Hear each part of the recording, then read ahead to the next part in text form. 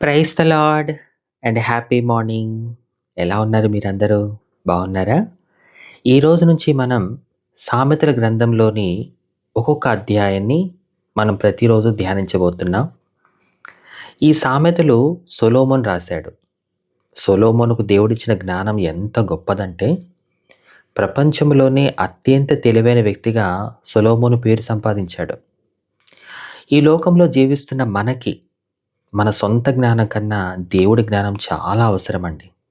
మనం ఏం చేయాలి, ఏం చేయకూడదు, ఎలా ఉండాలి, ఎలా ఉండకూడదు, ప్రతి ఒక్కటి దైవ జ్ఞానం మనకి నేర్పిస్తుంది. మరి ఇంకెందుకు ఆలస్యం? సామెతల గ్రంథం మొదటి అధ్యాయం ధ్యానిద్దాం రండి. అలాగే చివరిలో మీ అందరి కోసం నేను ప్రార్థిస్తాను. ముందుగా సామెతల గ్రంథం మొదటి అధ్యాయాన్ని ధ్యానిద్దాం. దావీదు కుమారుడును ఇశ్రాయేలు రాజునైన సొలొమోను సామెతలు. జ్ఞానమును ఉపదేశమును అభ్యసించుటకును, వివేక సల్లాపములను గ్రహించుటకును, నీతి న్యాయ యథార్థతల ననుసరించుటయందు బుద్ధి కుశలత ఇచ్చు ఉపదేశమును నొందుటకును, జ్ఞానము లేని వారికి బుద్ధి కలిగించుటకును, యవనులకు తెలివియు వివేచనయు పుట్టించుటకును తగిన సామెతలు. జ్ఞానము గలవాడు విని పాండిత్యము వృద్ధి చేసుకొనును, వివేకము గలవాడు ఆలకించి నీతి సూత్రములను సంపాదించుకొనును. వీటి చేత సామెతలను, భావసూచక విషయములను, జ్ఞానుల మాటలను, వారు చెప్పిన గూఢ వాక్యములను జనులు గ్రహించుదురు. యెహోవా యందు భయభక్తులు కలిగి ఉండుట తెలివికి మూలము. మూర్ఖులు జ్ఞానమును ఉపదేశమును తిరస్కరించుదురు. నా కుమారుడా, నీ తండ్రి ఉపదేశము ఆలకింపుము, నీ తల్లి చెప్పు బోధను త్రోసివేయకుము. అవి నీ తలకు సొగసైన మాలికయు, నీ కంఠమునకు హారములునై యుండును. నా కుమారుడా, పాపులు నిన్ను ప్రేరేపింపగా ఒప్పకుము. మాతో కూడా రమ్ము, మనము ప్రాణము తీయుటకై పొంచియుందము. నిర్దోషి అయిన ఒకని పట్టుకొనుటకు దాగియుందము. పాతాళము మనుషులను మృంగివేయునట్లు వారిని జీవముతోనే మృంగివేయుదము.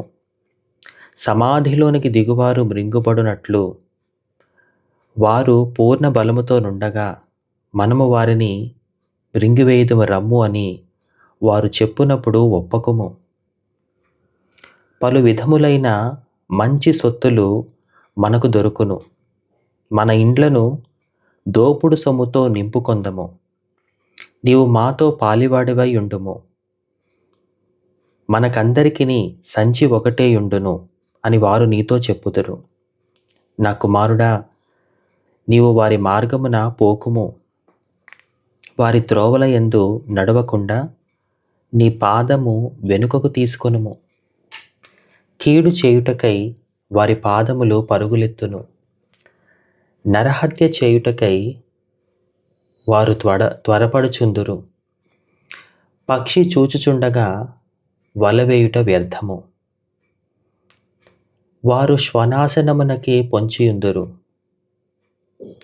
తమ్మును తామే పట్టుకొనుటకై దాగియుందురు. ఆశాపాతకులందరి గతి అట్టిదే. దానిని స్వీకరించి వారి ప్రాణము అది తీయును.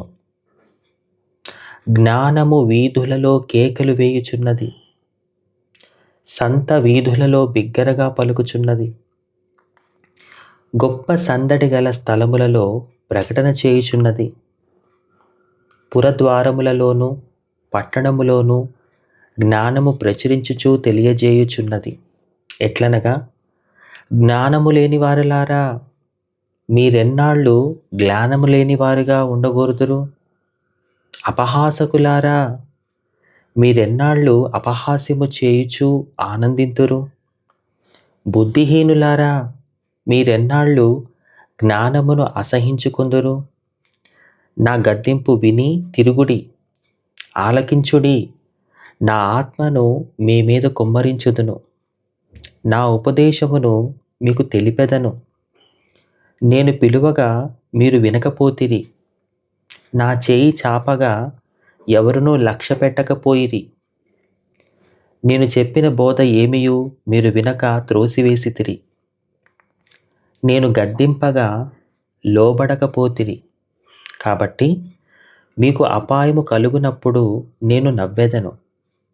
మీకు భయము వచ్చినప్పుడు నేను అపహాస్యము చేసేదను. భయము మీ మీదకి తుఫాను వలె వచ్చినప్పుడు, సుడిగాలి వచ్చునట్లు మీకు అపాయము కలుగునప్పుడు, మీకు కష్టమును దుఃఖమును ప్రాప్తించినప్పుడు నేను అపహాస్యము చేసేదను. అప్పుడు మీరు నన్ను గూర్చి మొరపెట్టెదరు గాని నేను ప్రత్యుత్తరమియ్యకుందును. నన్ను శ్రద్ధగా వెతికెదరు గాని వారికి నేను కనబడకుందును. జ్ఞానము వారికి అసహ్యమాయెను. యెహోవా యందు భయభక్తులు కలిగి ఉండుట వారికి ఇష్టము లేకపోయెను. నా ఆలోచన విననొల్లకపోయిరి. నా గద్దింపును వారు కేవలము తృణీకరించిరి. కాబట్టి వారు తమ ప్రవర్తనకు తగిన ఫలము ననుభవించెదరు. తమకు వెక్కసమగ వరకు తమ ఆలోచనలను అనుసరించెదరు. జ్ఞానము లేని వారు దేవుని విసర్జించి నాశనమగుదురు. బుద్ధిహీనులు క్షేమము కలిగినదని మైమరచి నిర్మూలమగుదురు. నా ఉపదేశమును అంగీకరించువాడు సురక్షితముగా నివసించును. వాడు కీడు వచ్చుచున్న భయము లేక నెమ్మదిగా నుండును. దేవుడు ఈ వాక్యమును మన హృదయములో భద్రపరచును గాక. సో ఇప్పుడు అందరము చిన్న ప్రార్థన చేసుకుందాం. ప్రార్థనలు ఏకీభవించండి. మహాపరిశుద్ధుడా, మీకు వందనాలు అయా. ఈ సమయంలో ఉదయాన్నే లేచి నీ వాక్యాన్ని ధ్యానించడానికి మీరు మా అందరికి ఇచ్చిన ఈ శ్రేష్టమైన సమయాన్ని బట్టి మీకు వందనాలు. ముందుగా మిమ్మల్ని స్తుతిస్తున్నాం నాయన. ఒక నూతన దినాన్ని ఇవ్వడమే కాకుండా మా దినాన్ని నీ వాక్యముతో ప్రారంభించడానికి మీరు చూపించిన ఈ కృపకై మీకు వందనాలు. మా చుట్టూ ఉన్న ఈ ప్రపంచంలో ఎంతోమంది ఈ దినాన్ని చూడలేకపోయారు నాయన. వాళ్ళకంటే మేమేమీ గొప్పవాళ్ళం కాదు, శ్రేష్ఠులం కాదు. కేవలం నీ కృపే మమ్మల్ని ఈరోజు సజీవ లెక్కలో ఉంచింది. మరి ప్రతిరోజు సామెతల గ్రంథంలోని ఒక అధ్యాయాన్ని మేము ధ్యానిస్తూ ఉండగా మరి ప్రపంచంలోనే అతి తెలివైన వ్యక్తి సొలొమోను. ఆ సొలొమోనుకు నువ్వు ఇచ్చిన జ్ఞానం మహా గొప్పది. ఆ మహాజ్ఞాని అయిన సొలొమోను రాసిన ఈ గ్రంథంలోని మాటలు మేము ప్రతిరోజు తెలుసుకుంటూ నేర్చుకుంటూ మా జీవితాల్ని మా కుటుంబాన్ని మేము కట్టుకోవాలయ్యా.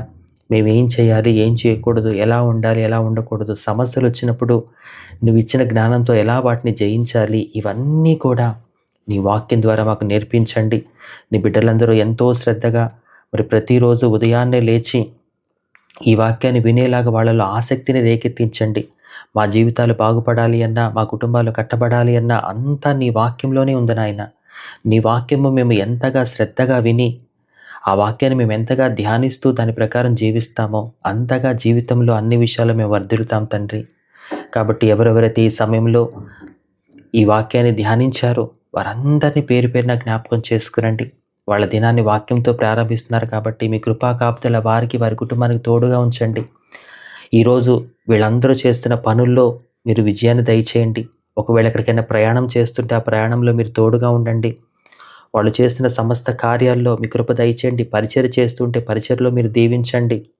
వాళ్ళు ఏదైనా కొత్త కొత్త పనుల కోసం ప్రయత్నాలు చేస్తుంటే ఆ ప్రయత్నాలు సఫలీకృతమయ్యేలా మీరు కృప చూపమని, మీ కృపా కాపుదల వీరికి, వీరి కుటుంబానికి ఎల్లప్పుడూ తోడుగా ఉంచమని, ఈరోజంతా మీరు వీరికి తోడుగా ఉండి ముందుకు నడిపించమని, వీళ్ళందరినీ నాయన నాతో సహా వీళ్ళందరినీ నీ చేతులకు అప్పగిస్తూ ఈ మనవులన్నీ యేసయ్య నామములో వేడుకొనుచున్నాము తండ్రి. ఆమేన్. చాలా సంతోషం. ఇప్పుడు ఒక ప్రశ్న ఏంటంటే, ఆ ప్రశ్న ఇప్పటి వరకు మనం చదువుకున్న ఈ సామెతల గ్రంథం మొదటి అధ్యాయం నుంచి నేను ఒక వచనం చదువుతాను. ఆ వచనం మొదటి అధ్యాయంలో ఎన్నో వచనమో మీరు క్రింద ఉన్న కామెంట్ బాక్స్లో మీ ఆన్సర్ తెలియచేయండి. జాగ్రత్తగా వినండి. నేను చదువుతున్న వచనం ఇప్పుడు మనం చదువుకున్న ఈ మొదటి అధ్యాయంలో ఎన్నో వచనమో మీరు చెప్పాలి. సో అది మీరు కామెంట్ బాక్స్లో తెలియచేయండి. వచనం వినండి. నా కుమారుడా, నీవు వారి మార్గమున పోకుము, వారి త్రోవల యందు నడవకుండా నీ పాదము వెనుకకు తీసుకొనుము. ఈ వచనం సామెతల గ్రంథం 1వ అధ్యాయంలో ఎన్నో వచనమో కామెంట్ బాక్స్లో తెలియచేయండి. సరేనా?